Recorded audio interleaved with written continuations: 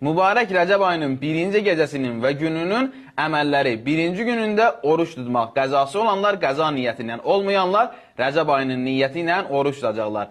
Birinci gecəsində və günündə qusl etmək və əgər eləyə bilirsə, hər ikisində qusl edin. Eləyə bilmirsə, birində qusl edin. Müstəhəbdir, savabı çoxdur. Hər kim Rəcəb ayının əvvəlində, ortasında, axırında qusl edərsə, Allah Teala onun günahlarını yeni doğulmuş körpə kimi bağışlayacaq. Gecəsində əhya saxlamaq, gecəni oyaq qalıb dua, ibadət, zikr ilə Quran tilavət etmək, istiğfar etmək, zikirlər demək, ibadət etmək, namaz qılmaq, bunlarla məşğul olmaq, tövbə etmək, tövbə qusulu da verə bilərsiniz.